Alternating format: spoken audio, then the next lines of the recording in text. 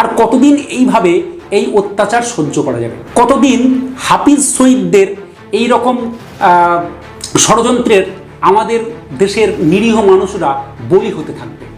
আজমল আমির কাসবদের মতো ব্যক্তিরা এসে নির্মমভাবে আমাদেরকে মেরে চলে যাবে আর আমরা আঙুল চুষবো বসে বসে, এটা ভাবলেই কেমন যেন ঘেন্না হয়। সাম্প্রতিক কাশ্মীরের পহেলগাঁওয়ের জঙ্গি হামলা প্রত্যেকটা ভারতবাসীকে ভীষণভাবে ব্যথিত করেছে। বেশ কষ্ট, যন্ত্রণা আমরা সবাই কম বেশি পেয়েছি এবং চেষ্টা করেছি আমরা সেই সমস্ত মৃত এবং তাদের পরিবারের প্রতি সমবেদনা জানিয়েছি। সেই সমস্ত মৃত ব্যক্তিকে আমরা তাদের আত্মার শান্তি কামনা করেছি। এরকম পরিস্থিতিতে আমরা কয়েকদিন সোশ্যাল মিডিয়া, বিভিন্ন রকম খবরের চ্যানেল সব কিছুতে চোখ রাখার পরে আজকে আমি যখন এই ভিডিওটা বানাচ্ছি তখন আমার একটা জিনিস খুব মনে হয়েছে যে আমরা কি সত্যি পাকিস্তানকে এই নারকীয় ঘটানোর জন্য কি সত্যিই সাজা দিতে পারবো, নাকি শুধুমাত্র আমরা সোশ্যাল মিডিয়াতে ভীষণভাবে হইচই করে আসল ঘটনাটাকে ঢেকে দেওয়ার চেষ্টা করব? দল মত নির্বিশেষে সকলেই চেয়েছে যে এই নারকীয় হত্যাকাণ্ডের জন্য পাকিস্তানকে এমন শিক্ষা দেওয়া হোক যে পাকিস্তান আগামী দিনে ভারতের দিকে যেন চোখ তুলে তাকাতে না পারে, যেন আর কোনোদিন হাত না বাড়াতে পারে এই রকম নারকীয় হত্যা ঘটানোর জন্য। সেই হাতটাকে যেন পুরোপুরি সম্পূর্ণভাবে গুঁড়িয়ে দেওয়া হয়। আমাদের প্রতিরক্ষা থেকে শুরু করে, স্বরাষ্ট্র দপ্তর থেকে শুরু করে, প্রধানমন্ত্রী থেকে শুরু করে, বিরোধী দলনেতা থেকে শুরু করে অন্যান্য যে সমস্ত দল, তাদের যারা নেতা নেত্রী, তারা সবাই কিন্তু এর বিরুদ্ধে সরব হয়েছেন এবং একজোটে সবাই বলেছে এর বিহিত দরকার। সাধারণ মানুষও কিন্তু টুইট, ফেসবুক, হোয়াটসঅ্যাপ, যত রকমের যা সোশ্যাল প্ল্যাটফর্ম ছিল সব জায়গায় তাদের ক্ষোভ উগড়ে দিয়েছেন। ভেবেছে আর কতদিন এইভাবে এই অত্যাচার সহ্য করা যাবে? কতদিন হাফিজ সঈদদের এই রকম ষড়যন্ত্রের আমাদের দেশের নিরীহ মানুষরা বলি হতে থাকবে?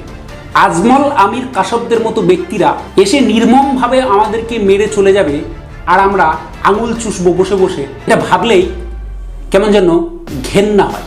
কিন্তু অতীতের ঘটনা এবং আজকের এই কাশ্মীরের ঘটনা থেকে আমরা যদি একটু বিশ্লেষণ করার চেষ্টা করি তাহলে কয়েকটা জিনিস আমাদের চোখে পড়বে যা বেশিরভাগ সোশ্যাল মিডিয়া বা বেশিরভাগ চ্যানেল আপনাকে বলেনি।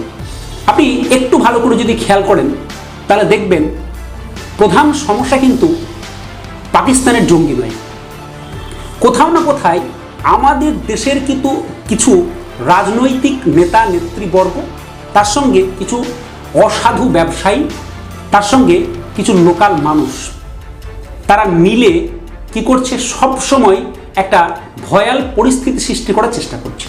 আপনারা যদি একটু ভালো করে খেয়াল করেন খবরের কাগজ বা অনেক কিছু সোশ্যাল মিডিয়াতে, তাহলে দেখতে পাবেন লাস্ট 2 ইয়ার্স কাশ্মীর শুধুমাত্র যাদের কাছে অর্থনীতির কাণ্ডারি হিসেবে ধরে রেখেছে পর্যটন শিল্প, সেই পর্যটন শিল্পের সংখ্যা, পর্যটকরা যা বিগত 2 বছরে যা গেছে তার থেকে প্রায় হঠাৎ করে 10 থেকে 15 গুণ বেড়ে গেছে।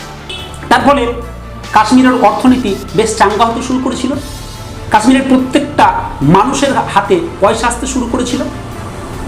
হোটেলগুলোতে জায়গা দিতে পারেনি বলে বাড়িতে বাড়িতে তারা পর্যটকদের জায়গা দিয়েছিল, সেখান থেকে তারা একটা ভালো পয়সা ইনকাম করেছিল। কেউ ঘোড়া চালিয়ে, কেউ বিভিন্ন রকমভাবে পরিষেবা দিয়ে, কেউ নৌকা চালিয়ে, কেউ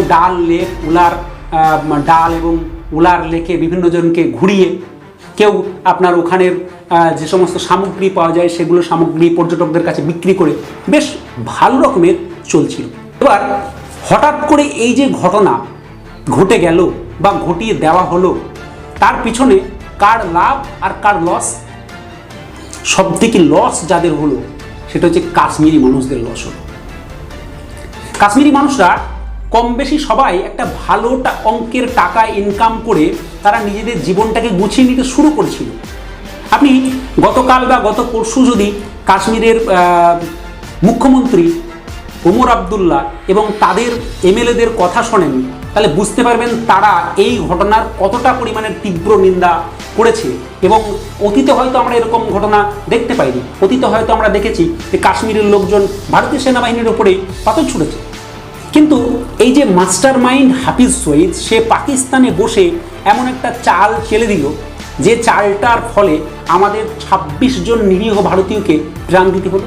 শুধু প্রাণ দিতে হলো না, আপনারা হয়তো দেখেছেন খবরের চ্যানেলে বা মিডিয়াতে যে একটি মানুষ সে মাত্র কয়েকদিন আগে বিয়ে করে হানিমুন করতে গিয়ে তার স্ত্রীর হাতের মেহেন্দিটা পর্যন্ত এখনো শুকায়নি, তাকে বিধবা হতে হলো, তাকে বাঁচিয়ে রাখা হলো। তাকে বাঁচিয়ে রেখে এটা প্রধানমন্ত্রীকে বলতে বলা হয়েছে যে আপনাদের প্রধানমন্ত্রীকে কি বলুন যে আমরা এই ঘটনাটা ঘটিয়েছি। লস্কর ই তৈবা, হাফিজ সঈদ এবং আরও যে সমস্ত জঙ্গি সংগঠন পাকিস্তানে আছে, অতীতে আপনারা জানেন যে লাদেনকে একসময় খুঁজে পাওয়া যাচ্ছিল না, কিন্তু আমেরিকা লাদেনকে পাকিস্তান থেকেই উদ্ধার করেছিল এবং তাকে হত্যা করেছিল। এই সার্বিক ঘটনা থেকে আমরা এটুকু সিদ্ধান্তে উপনীত হতে পেরেছি যে ভারতবর্ষ যে সমস্ত রণনীতি পাকিস্তানকে টাইট দেওয়ার জন্য গ্রহণ করেছেন, তার মধ্যে একটি হচ্ছে আপনার সিন্ধু জল চুক্তি বাতিল। এইটুকু বা কোনো একটা সার্জিক্যাল স্ট্রাইক বা ওই ধরনের কোনো অ্যাটাকের মাধ্যম দিয়েই কি এই সন্ত্রাসটি মুক্ত করা যাবে? আপনি অবাক হবেন শুনলে যে আমাদের দেশের এক সেনাকর্তা তার নিজের গাড়িতে করে জঙ্গিদেরকে বর্ডার পার করে দিচ্ছেন। কোথাও শুনতে পাচ্ছেন কোনো একটা রাজ্যে, আজকে মিডিয়াতে দেখছিলাম যে গুজরাট রাজ্যের কোনো একজন ইয়াং লোক, সে পাকিস্তানের একটি মহিলার সঙ্গে তার ফেসবুক হোয়াটসঅ্যাপে পরিচয়, সেখান থেকে হোয়াটসঅ্যাপে টাকার বিনিময়ে, তাও টাকার অঙ্কটা খুবই সামান্য, 2 থেকে 300 টাকা পার ডে ভারতবর্ষের গোপন তথ্য পাচার করছে। আপনি শুনলে অবাক হবেন, এমনও কেউ আছে উড়িষ্যাতে যে উপকূলে কি হচ্ছে সে ঘটনা পাকিস্তানকে ইনফর্ম করছে। কোথাও একটা দেশের মধ্যেই সবসময় চক্রান্ত চলছে দেশের লোককে মেরে ফেলার জন্য। আর আমরা সবসময় সোশ্যাল মিডিয়াতে মোটামুটি একটা লড়াইয়ে নেমেছি যে কোন একটা বিশেষ কওম, কোন একটা বিশেষ জাতি, তারাই এই সমস্ত ঘটনা ঘটিয়ে দিয়েছে। জাস্ট আপনারা আমাকে দুটো কথা উত্তর দিয়ে যাবেন। প্রথমত, দেশভাগের পরে এদেশের যে সমস্ত মুসলমানরা এদেশে ছিল না, পাকিস্তানে চলে গেছিল, আপনারা কি জানেন তাদেরকে পাকিস্তানি মুজাহির বলা হয়? তাদেরকে পাকিস্তানের কোনো রকম ক্রিয়াকলাপে একসাথে নেওয়া হয় না, সহনাগরিক ভাবা হয় না। তাহলে এখানকার বর্তমান যে সমস্ত মুসলমানরা আছে তারা কি করে ভাবতে পারে হাফিজ সঈদ তাদের প্রিয় লোক? হাফিজ সঈদকে তারা আত্মীয় কি ভাবতে পারে? কাশ্মীরের লোকজন, যে কাশ্মীরের লোকজন ভারতের খায়, ভারতের পরে ভারতের সীমানার মধ্যে থেকে ভারতের প্রোটেকশন পায়, তারা এবার কি করে ভাবতে পারবে যে পাকিস্তান তাদের ভালো চায়? বরং কাশ্মীরের লোকজন এটা খুব ভালো করে বুঝে গেছে যে পাকিস্তান তাদের ভালো চায় না, তাদের খারাপ চায়। কারণ তাদের ভালো সময় আসতে শুরু করেছিল, সেই সময় তারা কি করেছে, তাদের ওই বাড়া ভাতে ছাই দিয়ে দিয়েছে। এ সমস্ত ঘটনা থেকে আমাদের এটুকু কমপক্ষে শিক্ষা নেওয়া দরকার যে আদতে আমরা যাদেরকে দেখে দিচ্ছি বা যাদের নামে আমরা সব কিছু রটিয়ে বেড়াচ্ছি, সেটা কতখানি সত্যি, নাকি গদি মিডিয়ার কোনো এক অ্যাঙ্কার হঠাৎ করে বলে দিল যে সেকুলার আপনি বলেই এদেশ ছেড়ে চলে যান। আরে আপনি কি জানেন না যে ভারতের সংবিধানটা সেকুলারিজমের উপর ডিপেন্ড করে তৈরি হয়েছে? আপনি ভুলে গেছেন। তো আমরা সেই সমস্ত ঘটনা, সেই সমস্ত লোকজনের কথাবার্তা শুনে অন্ধের মতো না নেচে একটু চেষ্টা করি গভীরে যাওয়ার। যদি অতীতে আমরা দেখি পাকিস্তানের সঙ্গে আমাদের সখ্যতা, তাহলে বুঝতে পারবেন যে আমরা আমাদের দেশকে এর আগে বহুবার অ্যাটাক করার পরেও আমরা পাকিস্তানের, জাস্ট একটা ঘটনা বলি আপনাদেরকে, তারপরে আরও 2-3টে ঘটনা আমি বলছি। তৎকালীন প্রধানমন্ত্রী অটল বিহারী বাজপেয়ী এবং তৎকালীন স্বরাষ্ট্রমন্ত্রী এল.কে. আদবানি পাকিস্তানে গেছিল। পাকিস্তানে গিয়ে তিনি ভাষণ দিলেন, তিনি আলী জিন্নাহকে ভীষণভাবে কি করলেন?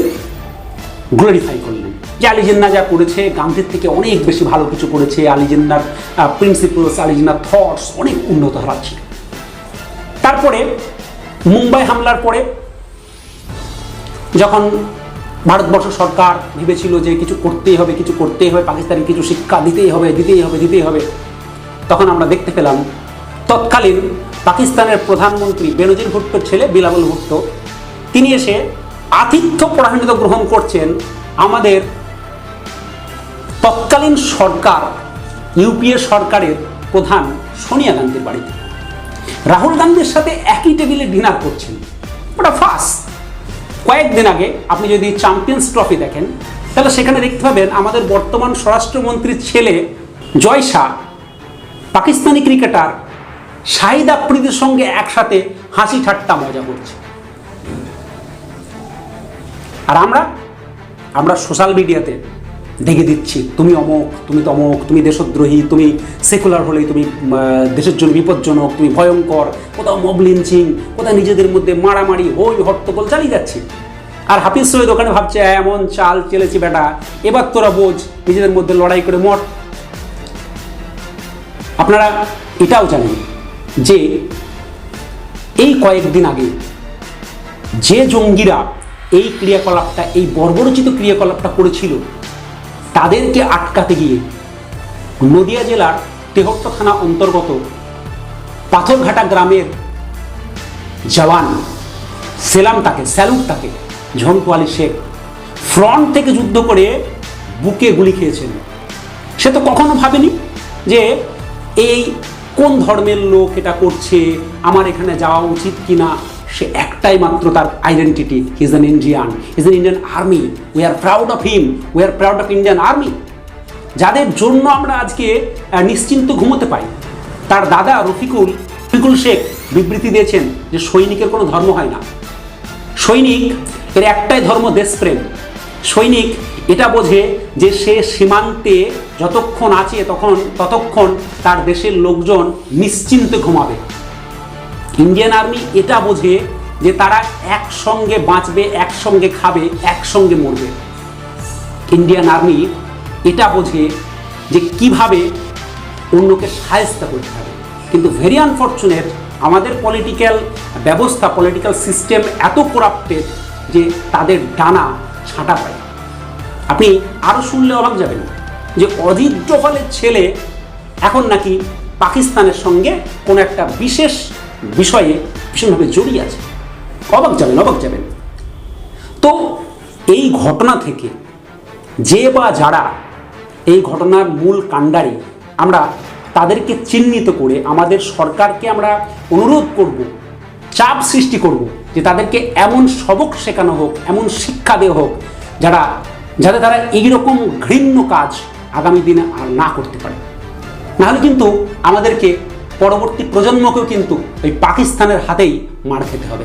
আর আমরা কিন্তু সোশ্যাল মিডিয়া জব্দ করে ফেলবো যে আমরা এই পাকিস্তানকে অমুক করে ফেললাম, পাকিস্তানের জেনারেল আসিম মুনির সে দেশ ছেড়ে পালিয়ে গেছে, এত ভয় পেয়েছে। আর পাকিস্তানেরই প্রতিরক্ষা দপ্তরের এক মন্ত্রী তিনি বলছেন যে আমরা যে সমস্ত মালপত্র কিনেছি দ্যাটস এনাফ ফর ভারতকে টাইটের জন্য। তাহলে এখন আপনার কাছে আমার প্রশ্ন, নিরপেক্ষ হয়ে শুধু একটু ভাবুন আর দেখুন যে পর্যায়ে আমরা আছি, আমরা কি সেফ, নাকি আমরা যাদের জন্য লড়াই করছি, কাদের জন্য আমাদের লড়াই করার দরকার ছিল আর কাদের জন্য আমরা লড়ছি, নিজেদের মধ্যে মারামারি করে অন্যের আমরা ফায়দা কেন করে দিচ্ছি? আমাদের দেশের অনেক লোক এরকম গাদ্দার আছে যারা ভিতর থেকেই তাদেরকে আহ্বান করে ডেকে এনে লোকজনকে মেরে ফেলছে। রাহাত ইন্দুরি সাহেবের সে বিখ্যাত কথা যে যখন কোনো ইলেকশন আসে তখন এরকম ঘটনা ঘটতেই থাকে। তো আমাদের কাছে খুব বলতে পারেন কঠিন সময় চলছে সেই সমস্ত পরিবারের কাছে যারা এতগুলো লোককে, খুব নিরীহ তাদেরকে হারিয়ে ফেললো, ভীষণ কষ্টের, বেদনার, দুঃখের, তাদের প্রতি আমরা সমবেদনা সব কিছু জানিয়েছি। শুধু একটাই রিকোয়েস্ট, কাউকে দেগে দেওয়ার আগে একটু জাস্ট বিচার করতে শিখুন, একটু জাস্ট ভালো করে রিসার্চ করুন যে কি আসলে হচ্ছে আর আপনি কি দেখছেন। সকলে ভালো থাকুন, সুস্থ থাকুন, জয় হিন্দ।